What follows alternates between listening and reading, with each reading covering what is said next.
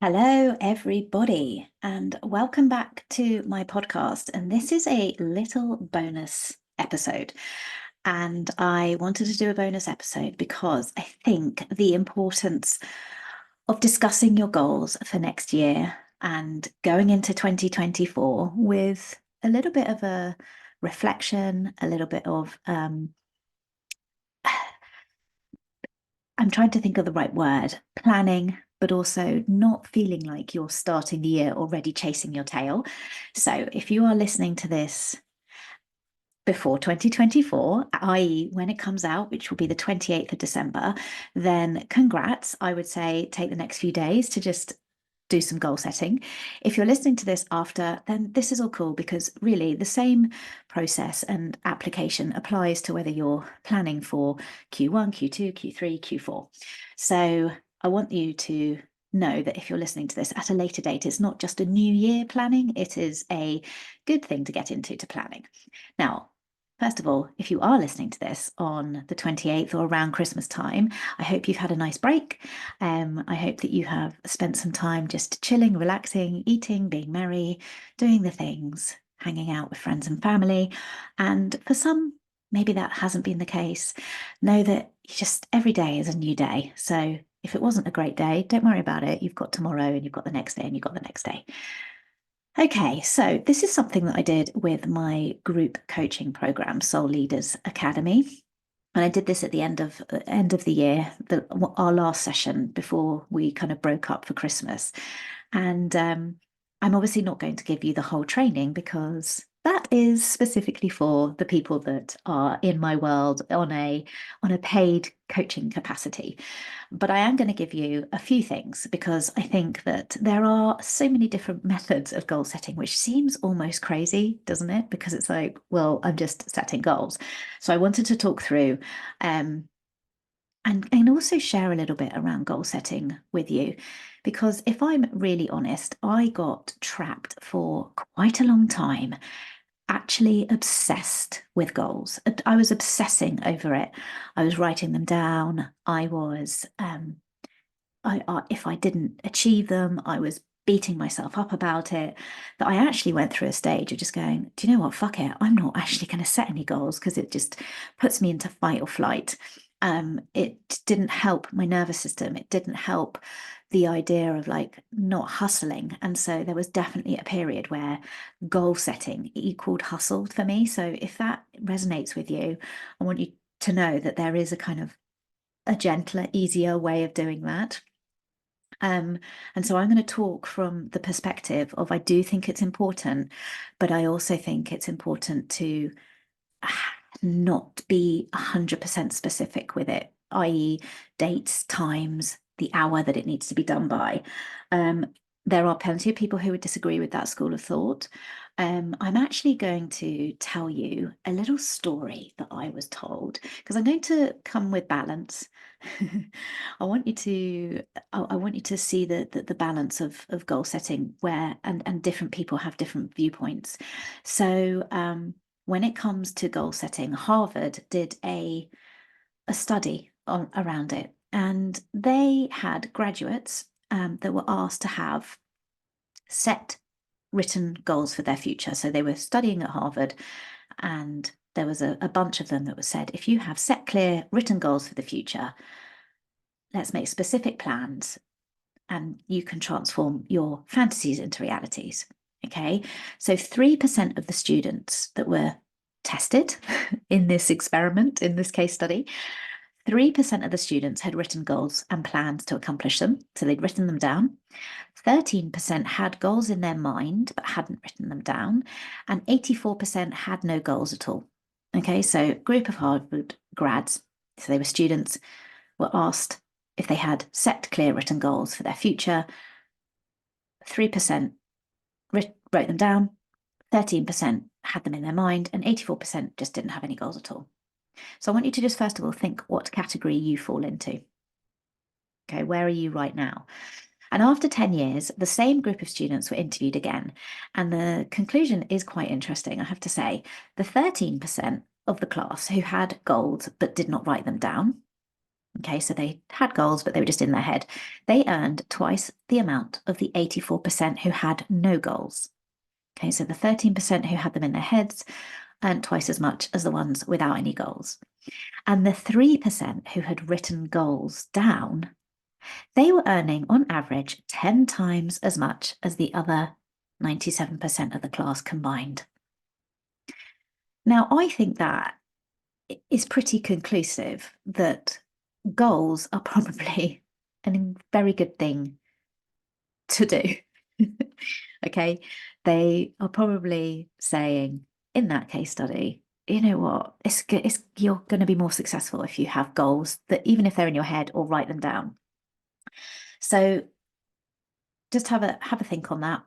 Where do you sit? What does it make you feel? What emotions come up for you when you hear that? Because let's not forget, if they've been to Harvard, they're probably going to be on a pretty even playing field. They're probably going to be working in banking or law or maybe doctors. They're not going to be, one working in retail, one working in a McDonald's. They are going to be having pretty highbrow jobs. So yeah, it's an interesting case study. Someone also said to me last month, which I thought was a very good analogy. A friend of mine, Faye, she said she listened to a talk about a football match and the relevance of goal setting. And the lady who was doing the talk said, I want you to imagine that you are at a football game and you're in the stadium, but there's no nets, there's no goals, there's no goalie. What does the game look like? What is the point of the game? How do you win? And I thought that was quite fascinating because it made me reflect because I'm a little bit like, oh, goals just cause hustle. Having too many goals just means that you're hustling. But I agree, having no goals makes the game seem a little bit strange. So again, another thing to reflect on is a football match with no goalposts and no goalie. What's the point? So, okay, we've come to the conclusion that goals probably, regardless of your feelings towards them, are a good thing to have, especially if you're looking to grow your business and scale your business and turn it from being a passion project or a hobby into something that earns you money. So before we start goals, I want you to first of all just reflect. And so you might need to play this podcast when you are sat down with a book or a piece of paper, or you've got access to your notes on your phone. Because I want you first of all to just think about last year, think about your business. And if you're listening to this at a different time, then I want you to literally just think about last quarter or wherever you're at. What has made you happy in your business? And write that down. What have you enjoyed doing? What's made you happy? And what has made you happy in your life? So, what's made you happy in your business? What has made you happy in your life? And then, when you think about where you want to go, why do you want to go there? Because I think sometimes we can just put down these figures like, oh, I want to hit 10K. Oh, I want to hit 20K, whatever. I want 5 clients. I want to be a digital nomad. Why? Why do you want that? What is it going to bring you? Because I do believe that goals need a purpose. They need to have a purpose. So, why is it that you want what you want? So, get really clear on what you want and why you want it. So, get clear on what makes you happy in your business. Get clear on what's made you happy in your life over the past quarter or year, last few months. Looking at why you do what you do, what you want, and why you do it. And then when you're looking at, so that's a kind of like little, it's almost like a little summary of like the past, what's made me happy. Why do I want what I want? it just really gets you into the present, it gets you into the moment of like, okay, this is why I'm doing this. I want this because of XYZ. I want to earn £10,000 a month because I want to be able to hire a chef to cook all my meals. I want to be able to retire my husband from the job he hates. I want to be able to um, earn £10,000 a month and go on holiday every few months. Doesn't matter what it is, everyone's different. But why do you want it? Otherwise, sometimes we can get caught up in this sort of like comparison of what other people are doing. It's almost like I just need to keep on doing. Why are you doing it? Oh, I'm not sure. Often I might ask a client, why do you do what you're doing? And they really have to think about it. And that's okay. But it just means you might have been lost and caught up in a whirlwind that you're not really sure why you're in it. So those are a couple of things to think about. I want you to now think about like where you want to go with your business. Where do you want to go with your business? And you might want to look at what made you happy in your business. So, for example, I had a client who is in my group coaching program, and we did this exercise. And she said, I really, really enjoyed hosting an in-person event that got sold out. And that made her happy in her business. And so when she was looking at like, what did she want to do next year? She immediately was like, well, I want to do more of those because I enjoyed it. So, clue, sorry, the the things that make you happy generally are the things that are going to work well. They're going to sell easily. They are going to light you up. They're going to light your clients up. So I want you to have a little think of what next year looks like, but looking at what last year, what made you happy. Okay, so you've got a few things that you might be looking to do next year. Is there anything that comes up for you that you're worried about? Because usually, okay, you're going, okay, I want to do X, Y, Z. And then this little doubty thought comes along and says, well, you're going to need this. So I want you to just write down what you're worried about. When you think of your next year's goals, what do you worry about? Because when we can kind of derobe the fear, when we can look at that fear and just get it out, usually it's not as scary as perhaps it first appears. So an exercise that I often do will be like, okay, what was the worst thing that can happen if that fear was to come true? How would you rectify it? There's a great fear setting exercise by Tim Ferriss. I will try and put it in the show notes actually. Great fear setting exercise that you can do. So when you think about what you want to do, what little niggly worry comes to your mind? And then the next thing I want you to do is so you might be thinking of 3 to 5 things that you want to do in your business without getting pressurized on time, because I said at the beginning, I don't like being like, you have to be by the 1st of March, you have to be here, or because that to me equals hustle. I want you to just have a think, what do I want to achieve first? What do I want to try and do first? Is there anything that flows in the year better? For example, let's say you wanted to host a retreat and you're thinking about that. Are you thinking that you're going to do that in the next couple of months? Because that would be quite a lot of work. Or are you thinking, I want to host a retreat. I think I'm going to look at September. And so look at the things that you want to do and look at the kind of like year as an overall picture and see which one fits in where. See which one you think is going to be the best for you, not only to plan it, to market it. So do a little bit of reverse engineering on that. What do you need to do? What numbers do you need?